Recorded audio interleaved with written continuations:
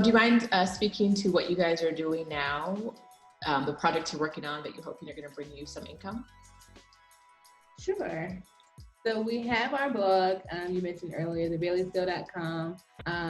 We also are doing blogs on YouTube, and we're considering some digital products, or also just supporting other Black couples, because even in my research of finding these couples, none of them, look like us or have our story.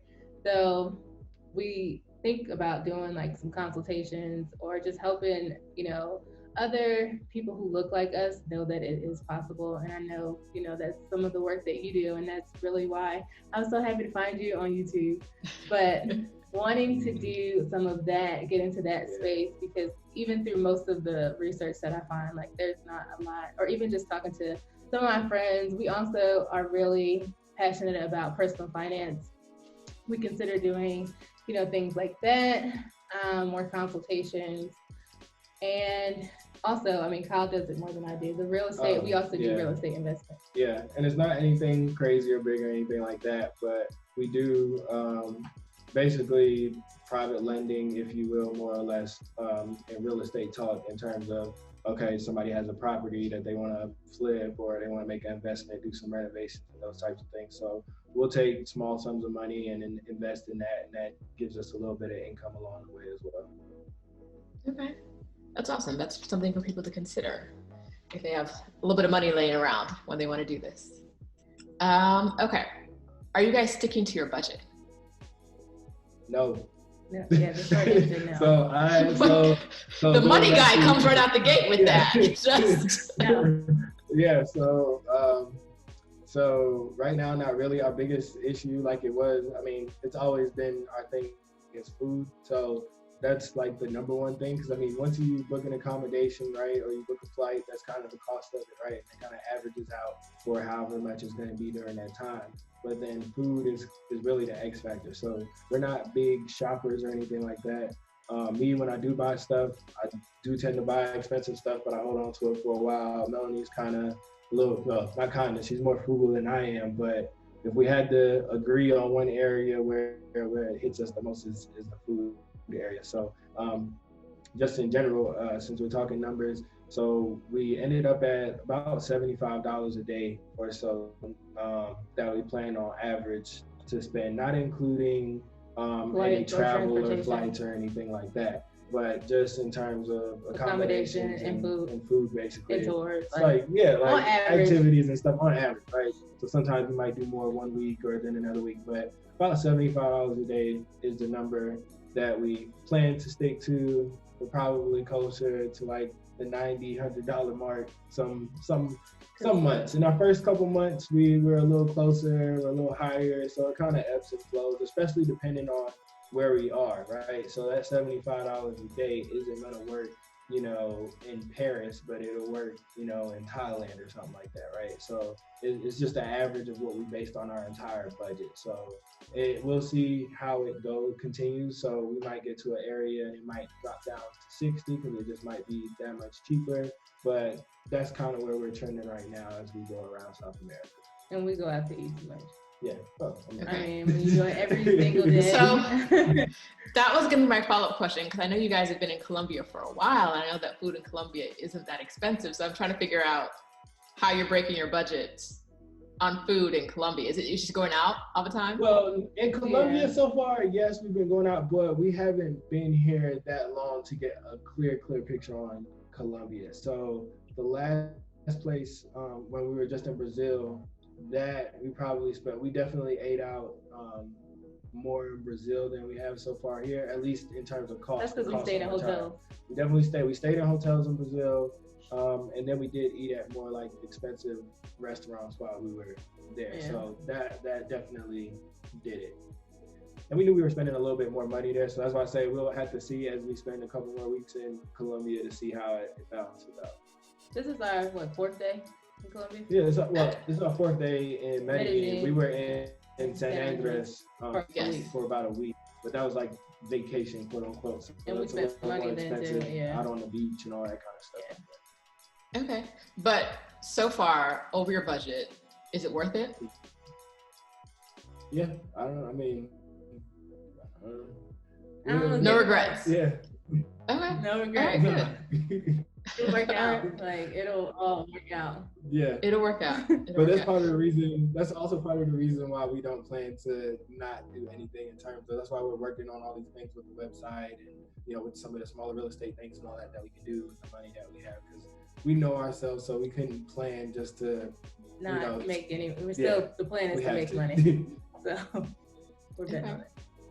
So from the time you first had the idea to do this, from the time Mel first had the idea to do it, to actually getting on your first flight to South America, what was that time between those? It was a little over a year, probably like 14 months maybe. Yeah. Probably somewhere around 14 months. Because when we got out of debt. That was November 2017. Yeah. Then we chilled for a while.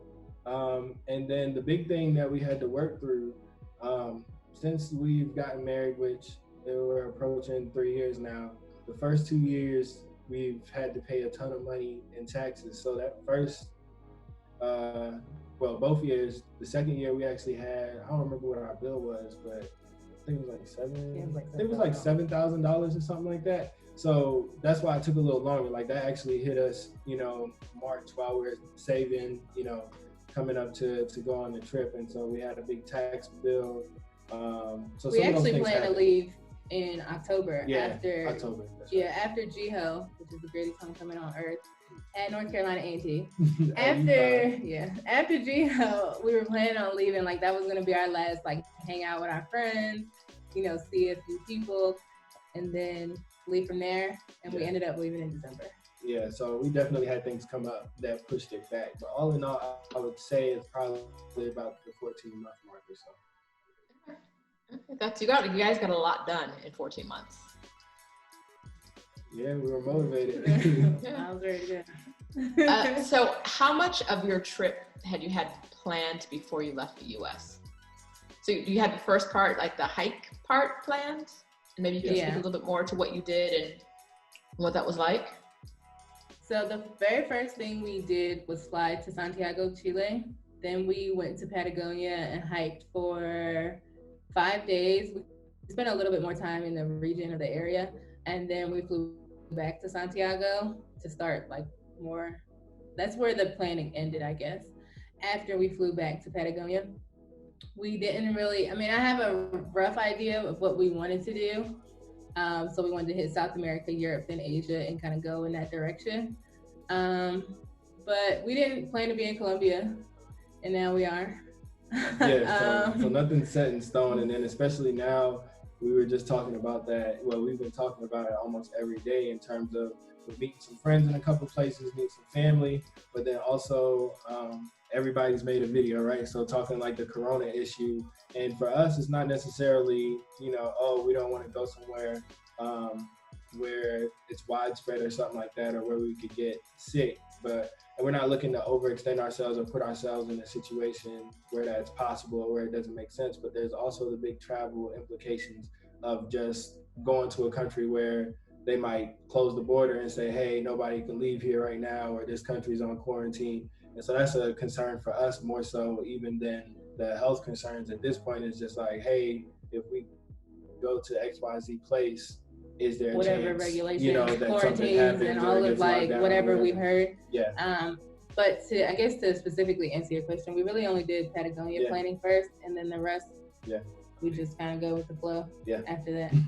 Especially right now. Yeah. So what does that flow look like? How do you pick where you're going to go next? So we decided we weren't going to come to Colombia, but we decided that, I think Cartagena is the hot spot this year. Everything I've been seeing in all the group trips. It was well, we're already in South America. We might as well go to Colombia. And then we decided, we picked Chile because we wanted to go to Patagonia. So that was our first stop. And we had some hiking gear that we got rid of after. So it made sense to put it first. Because we had our hiking boots and extra backpacks and different layers specifically for hiking. So once we did that, we kind of got rid of that stuff. And then now we just keep it moving. We don't really think about it too hard. Like in Argentina, we ended up going to Cordoba. That wasn't necessarily on the plan, but it just was like, well, it's already on the way. And I heard some good stuff about it. Just like looking. A lot of it, I guess, is based on where we are currently, proximity to kind of different locations, and then also kind of what mood we're in at the time. So thinking back, Chile is not known for its food. I'll leave it at that. But going to Argentina, we were like, yo, we really want some good food, some good steak. We want to relax. So then that was kind of like, yeah, Mendoza is for the wine country, right? Yeah, the wine country, get some good steak. So then after chilling for a while, it was like, Cordoba was like a younger city vibe. It's a little more vibrant. They got a little more stuff going on. And we said, okay, we're kind of in the mood for it's that. On the way to, based on how it's like spaced out, it's the second biggest city in Argentina. And then it's just like understanding the country and then seeing what's close, what makes sense to travel to. And then we just go for it. Like not a ton of research, not a big decision. That's awesome. Kind of That's pretty cool. Okay, you mentioned that you carried some stuff in the beginning, but you didn't need anymore, so you got rid of it. How many bags do you have with you right now? What's your traveling setup? We each have 2 backpacks. So we have a big backpack that's like our clothes, our backpacker backpack. Mine is what, 60 liters? 60, I think. Mine is 60 and 70 liters. And then we each have a small backpack that is just like tech stuff. So computers, cameras, all our workstation stuff. Yeah. And that's really it in the day packs. Okay. So I've heard even like a 45-liter bag can carry a lot of things. Do you guys feel like you have too many things, not enough, just the right amount? Let's talk about that. So we originally had 40-liter bags. Actually on our channel, The Bailey's Go, on our channel, we made a packing video where we had we each have 40-liter bags, but we recently upgraded to larger backpacks because they were too small. I think I could probably add a couple of things to my bag. Like we bought some stuff. So at first I didn't have like just jean shorts, like regular shorts, because I don't really wear shorts at home, but it's too hot and walking too much. Regular jeans are too much. Yeah. So I ended up buying a pair of shorts. That's really the only. I think I could add a few more things. Yeah, I mean, I have room in my bag. The biggest motivator for me getting a different bag was the previous day pack, or our previous setup, if you will. The 2 bags were kind of similar in size. And so there was a lot of camera stuff and things like a tripod. We had a couple different tripods, lights, some accessories for like our GoPro, all that kind of stuff that didn't fit in that 45-liter bag, but we didn't necessarily need it like on travel days and all that kind of stuff. And so for me, it was more so wanting to get rid of some of that stuff and put it in the other bag so that when I have just the day pack or the daily carry, I can just have my laptop and the camera and not have it stuffed to the brim. So it just allowed me to kind of shift where some of the items were in general. So for me, that was the biggest thing. Do I feel like I have enough clothes? Yeah, actually, I would say so. I don't feel like there's anything I'm missing. A lot of the time with me, I'm always looking at like an upgrade or like a switch of something, but I'm never necessarily looking to add on to it. So I think I have enough stuff to do now. Okay. Now, are those bags too heavy for like comfort, or are they okay? For me, no. And the comfort is actually better than, so like a lot of the travel backpacks that are like the carry-on only, 40 liters, 45 liters at the most and all of that, they work for like short transit and all that kind of stuff like that. But like in terms of carrying a heavy load, like what we had with some of the tech items in there, it's not the most comfortable thing. So the bags that we switched to, they are heavier, but they actually are more comfortable with a bunch of stuff in them than they are with like some of the smaller bags. I think we like reconfigured. I mean, it's heavy. It's not like I'm gonna walk 5 miles with it, but I can walk, 15 minutes with it. carrying our stuff. Yeah. As long as we still were able to, like, one of the things is like we both should be able to manage our own stuff. If it becomes too much where we got 5 bags and we can't manage our own stuff, then I have a problem with that. Otherwise, I mean, we just throw it in the back of the Uber and go to the airport. Yeah. I don't think twice about it. Okay. So are you, so far in your travel, are you mostly flying from place to place? Probably about 50-50. In Argentina, we did nothing but buses. Yeah. Okay. And then in Chile, we did the bus to the coast, and then we did, it's too long. Like, it depends on the distance. So, I think it's about even right now, because the took first a bus between Sao Paulo and Rio too. Yeah, so it's been about it's been about 3 months now since we started, and so the first month and a half or so through Chile and Argentina was all buses, and even when we went from Sao Paulo to Rio, that was on bus. But then certain things, like when we went to Iguazu Falls, that was flying, and then when we came up to Colombia, that was flying. And so far, all we've done in Colombia is fly. So I would say it's been about 50-50 so far, but really it just depends on the distance. Yeah. I think it just depends on how we feel on the distance and the cost. So if it's $5, but 18 hours, they're cheaper, then I'm not doing that. I'd rather pay extra. I mean, it depends on the money. I'm just using 5 as an exaggeration. Right, yeah. But to save $5, I don't want to sit on a 12-hour bus. But if it's to save like $200, then I'm sitting on a 10-hour bus. Okay. All right. You guys seem like you balance each other out so well with this planning process. I like it. Okay. So, do you have a re-entry plan in mind already for going back to the US and what you'd like to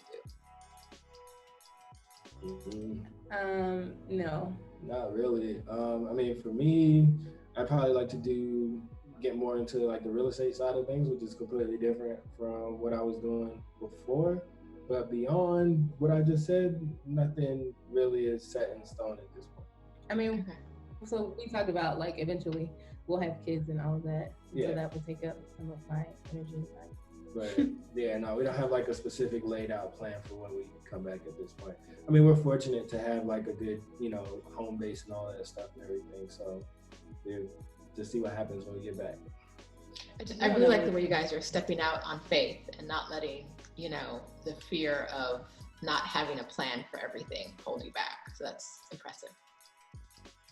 Thank you. It's hard to answer your questions because we're like, I don't know. There's no like answer. Some things, I mean, we have like hopes and wants, right? But not necessarily plans. Like, it'll be all right. So far, what are the best things about making the decision, taking the leap, being on this journey? The best thing, a big part that I liked, and we were kind of talking about this last night at dinner. Well, people talk a lot about like, okay, the freedom to do whatever you want with your time. Like, we don't use alarm clocks most of the time, unless we have like to catch a flight. We don't use alarm clocks or whatever. We just wake up whenever we want to wake up and kind of map the day how we want to map it. Not to say everything is sunshine and roses every single day, but having the freedom to do what we want when we want. And also, like, one of my frustrations at work was like the social freedom. So I didn't feel like talking to some of the people I worked with, and I didn't feel like laughing at their corny jokes. So like, to have the freedom to socialize with who you want to socialize with, like, I don't talk to people I don't want to talk to. It's like a big eye opener. Like, you don't think about it, but you don't have to like laugh at a certain type of people we're talking about specifically. I don't have to laugh at their jokes. I don't have to, how was your weekend? I don't have to do that anymore. And I enjoy that. Go ahead. What's the worst, the best thing for you? Let's see. The best thing, I think, kind of going back to the last question, even though there's no plan, there's like a freedom to explore like your own personal interests and being able to have more than one and kind of spend the day and go down the rabbit hole of whatever it might be, whether it's like interior design or, if you like running or whatever it might be, you have the freedom to go explore something and say, oh, is this something I want to continue pursuing? Or, oh, that's cool, but that's not my thing. You really get to learn about yourself more in almost kind of like a childlike way, where it's like, I don't have anything that I have to worry about right now or anything like that. I can take the time and figure this out if it's something I like or don't like in a way that you don't really get to like growing up. It's kind of like you make a decision and you kind of stuck with it, or you realize some of the decisions you make, whether it's like, what you did when you went to school or how you came to that decision and all that kind of stuff. You really realize how much other stuff comes into that, where it's like, now it's like, I'm here myself. I can really decide what I'm interested in or what I want to pursue without any outside input. It's really just me thinking about some of these things. Okay. So speaking of pursuing what you want to pursue, have either of you picked up any new hobbies or got reacquainted with old hobbies while you're on this journey? So I attempted to do my own hair. And so that was interesting, but that did not work out. I ended up getting it done. But I attempted to, watch the YouTube videos on how to braid and, try to learn. But I decided that that's not my ministry, so I'm not doing that. If you can get those braids done cheaply, get them done, and by professional, I would say get them done. Like you said before, if it's think twice about it. Right, like you've got to weigh your costs and the time and the effort you're going to put into it. And I know that you said those were what, 55 plus a tip? Yeah, and they look amazing. Then added a tip. Thank you. Yeah. But that was one of the things I wanted to try, like, learning how to, I don't know how to braid. So learning how to do, but now I changed my mind. I don't want to do that anymore. You just want to go to places where you can get it done cheaply, right? Exactly. I don't want to have to do that work. I don't think I necessarily pick up anything like new in terms of hobbies. Some stuff I'm getting like reacquainted with. So like, even like personal finance, like, so it's something that we want to help other couples with, and it's something that's a passion of ours. But when we were in that period of like saving and all that kind of stuff, there isn't like a lot of personal finance to it. It's kind of like, personal finance is pretty simple. And so, once you get the plan in place and what the strategy is, you kind of just stick to it. But in terms of like getting refreshed and invigorated and like, okay, what's the latest happening with XYZ, or getting more intimate with, okay, what are some things that we can do when we start thinking about like retirement, what, how early we want to do that, what our strategy is going to be, and all those types of things. Starting to get more of a passion around that again, because I think it was something where you just get tired of things after a while. Like, so even that 14th month stretch, like, it's not sunshine and roses, right? It's like every day, it's like, nah, can't go out to eat today. We struggling through. Like, that was personal finance, quote unquote. Like, when you're doing it, it's like, we got to save money. That is the goal. There's nothing else to talk about. Like, there's, so getting back into that and reinvigorated, like, in a new way, is definitely something for me that's come back. We talked about the best things about this journey. Have you guys discovered any of the worst things yet? Whatever things you don't like about this? I don't like the constant go, go, go. Okay. So that was something we moved kind of fast. I don't like moving fast because it's hard to keep up. And I get like too tired, too overwhelmed, because I also do like the planning. So then it's like, if I'm constantly looking at Airbnbs, which I sometimes like doing, but when you have to like make a decision, like, where are we going to sleep tonight? And you do that every other day, it gets real old. Like, okay, that's too much pressure. And then like constantly looking up like, okay, so we're here this week. What are we going to do? What are the best things to do? So I'm looking on YouTube. I'm looking at blogs. What is there to do in XYZ city? So like one of the things we did last week was we went to San Andres Island in Colombia. That's like a little tiny Caribbean island. It was like, I need a vacation from my vacation, because I felt like we were always like, I can't keep up. I'm tired. I'm sleepy. Like, I'm tired of thinking. I need to turn my brain off because it feels like 24/7. So we got that. That was kind of like although it's fun, it's like, okay, I'm tired. I can't keep up. Yeah. For me, I don't I don't know. I can't think of anything that just stands out particularly that's just like the worst thing. Um, and it's not a bad thing. I think we have to like. I think there is sometimes you miss certain things. I'm not particularly like homesick or anything like that, What do you mean? but I don't know the convenience of some things or like so like okay, this might gross some people out if they don't know, people that don't travel, but like a lot of these countries in South America, like they don't want you to throw like the toilet paper in the toilet, for example. Like there's like random stuff that's just like you get used to it, you adjust to it, but there's just like cultural differences, especially when you travel so much too. So prime example, Argentina, they take forever like for like dinner service, right? So you used to at home, you go, you sit down, you eat, they bring you your stuff, you get out of there. Like that's what you're used to. But there, it's like, you ask for a drink, then it's like 30 minutes later by the time somebody shows back up, and that's their culture because they don't want to like bother you, right? Then you go to Brazil. At Brazil, it's not the opposite from the sense of time, but like the service there, like they will stand next to your table doggone near, especially like if it's empty, like the servers are like there in front of you, like if you want something, right, like somebody is right there, but that kind of has a feeling of like, why are you watching me eat? Like, don't you got like a table to clean or like go do something? And so like when you transition from different places, you kind of find some things that you like and you don't like, but in and of itself, like the process of kind of understanding like different cultures and stuff, sometimes that gets a little like, all right, I was just getting used to this place. Like by the time you get used to eating dinner at 10:30 at night in Argentina, you go somewhere else and it's like, oh, now we're back to like the regular schedule. So some of that stuff can kind of get draining in some ways with some of the nuances. Oh, okay. So you guys went from Mel being at home all day, Kyle with his commute, Mel saying, Kyle, come home so I can talk to you. And now you're together all day, every day. Yeah. How is that going? Tell the couples who want to know.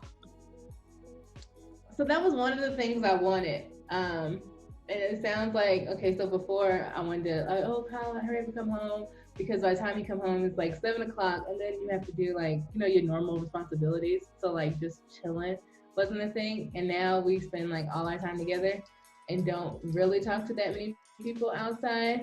I don't know, you tired of me? I think it's okay. No, it's fine. I don't really mind it. We try to stay in hostels sometimes. So we still do meet other people. We try to meet other travelers, or we try to, meet locals in different areas. So we still have other people to talk to. But sometimes I don't get so like, sometimes if somebody were to watch us like eat dinner, we might just be on our phones. And it would be like, oh, well, they're not talking. It's like, because we talk all day. Like, I don't really have anything else to talk about. So sometimes, like, it's okay that I don't even think twice about it, that we might be on our phones, or we might, like, we do Airbnb. So, like, still having separate spaces versus hotel rooms where it's just one square. We have a living room. We have a bedroom. So if you want to watch TV in one room, or you want to be on the computer in one room, so we still have, like, some separation. So we have some alone time. Yeah. I mean, otherwise, I think we just like to kick it. We ain't tired of each other. Like, yeah. We like to hang out together.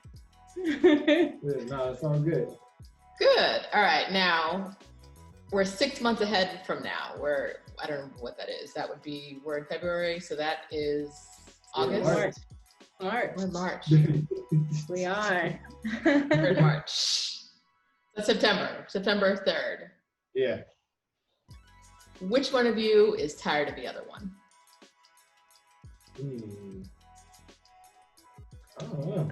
I don't think it's not me. I don't think it's me. Y'all are so cute. No, I don't think so.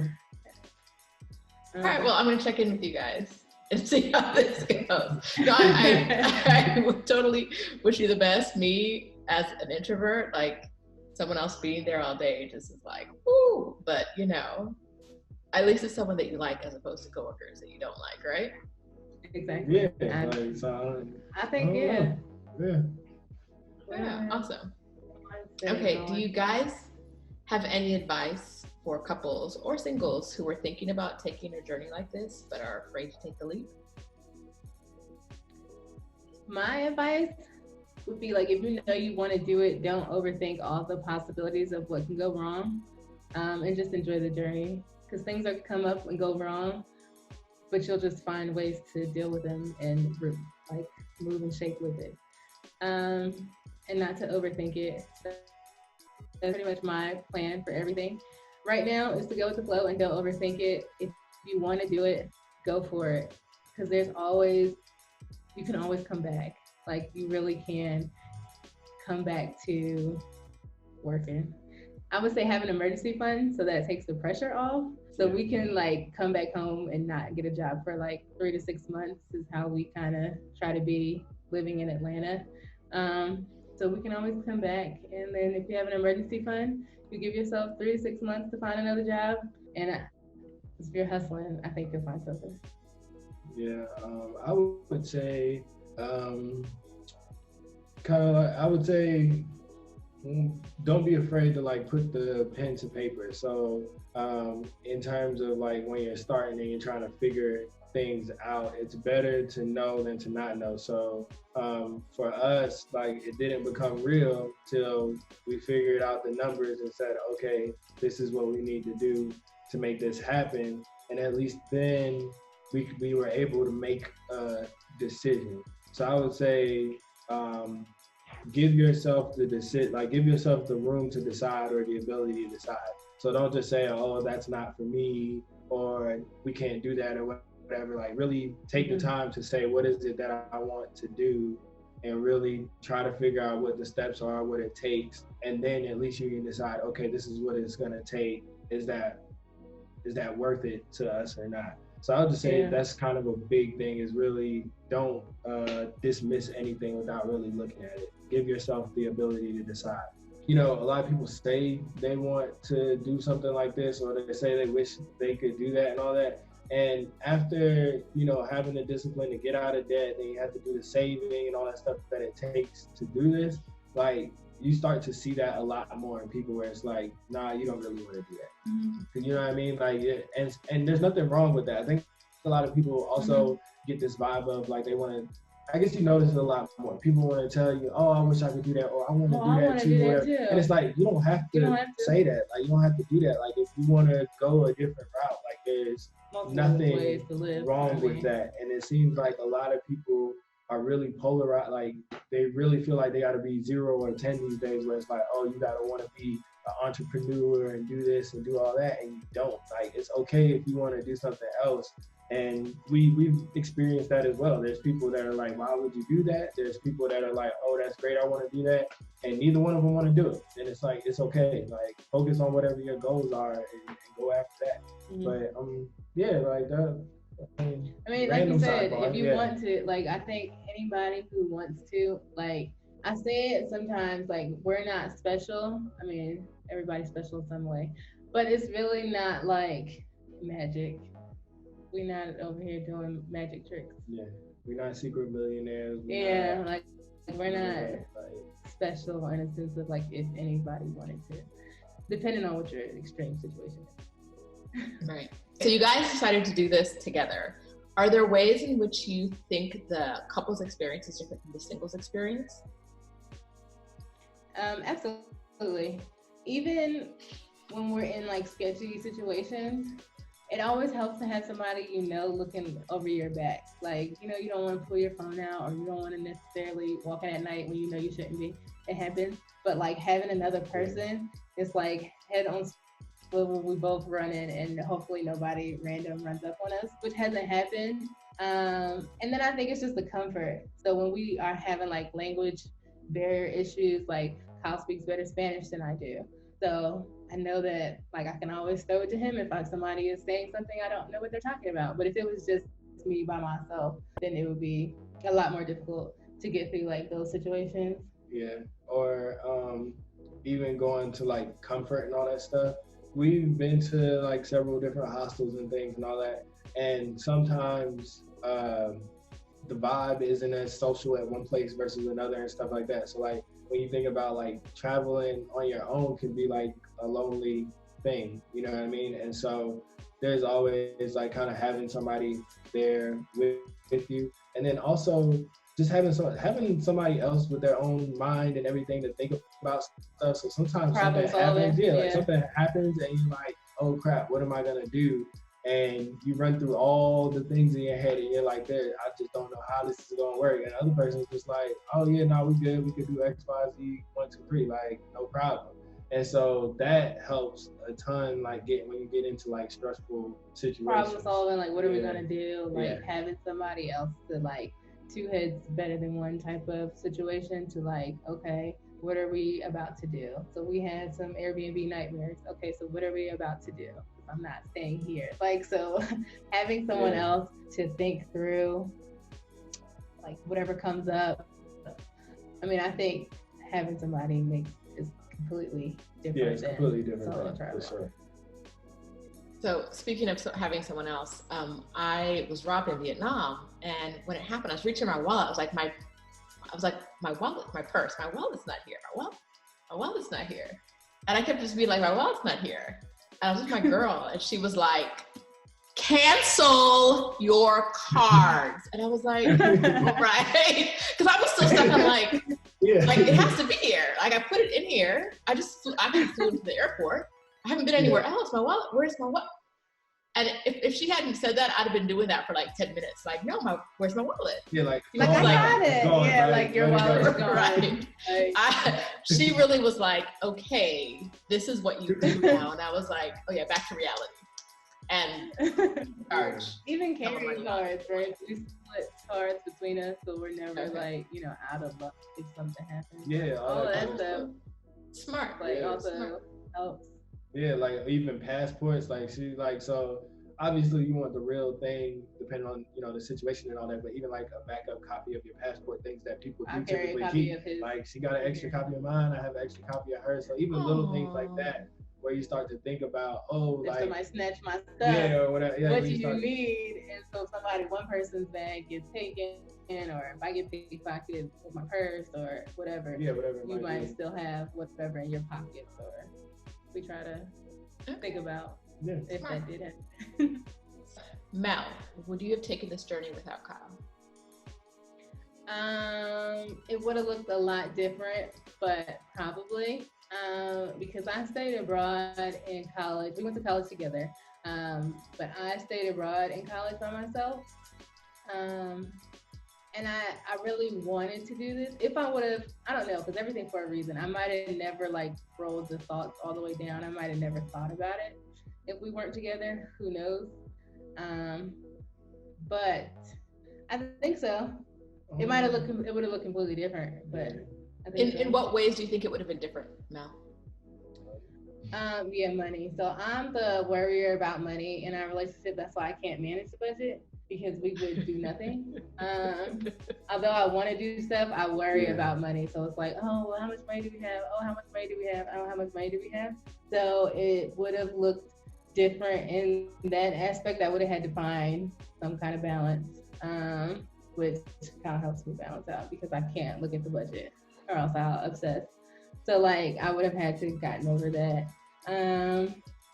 I think though there's a lot of like the solo female traveler, especially like a lot of Black women I see on or find on Instagram and that I've met on different Facebook groups and Instagram that I probably would have, but my journey may have looked more like theirs, because I don't think it's as uncommon as maybe as it used to be, because I can think of a lot of examples of like solo Black women who travel.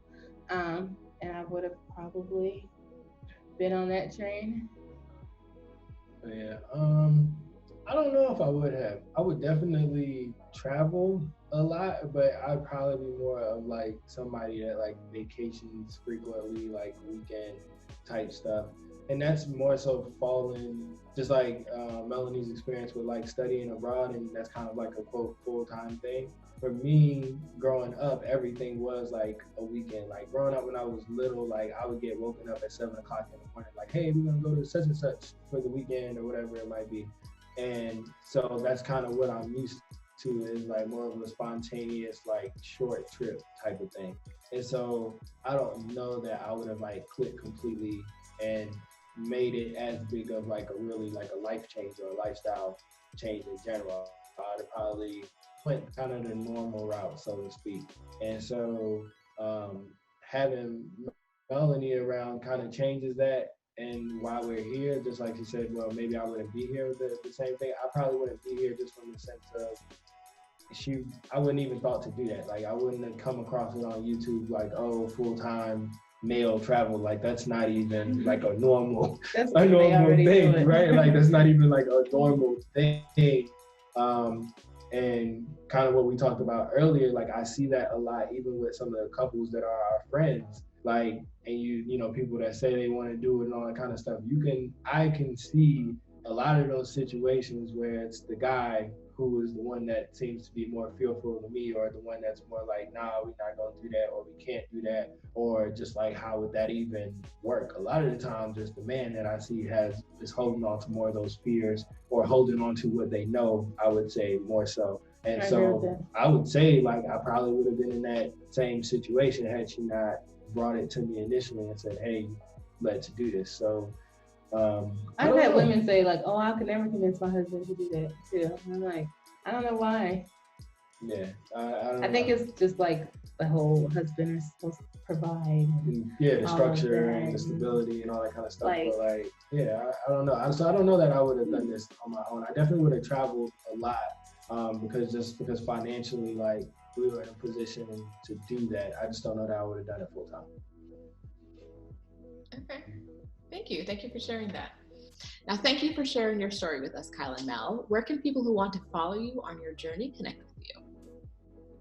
Thanks for having us, Rashida. Yes, thank you. You can find us at The Baileys Go on all social media platforms. That's Facebook, Twitter, Instagram, YouTube. We also post a lot on our blog. We're mostly on our website. It's thebaileysgo.com. Yeah. Okay. And I'll link to all of those in the description as well. So thank you so much for joining us today. And I hope to see more of your journey in the future. Thank you.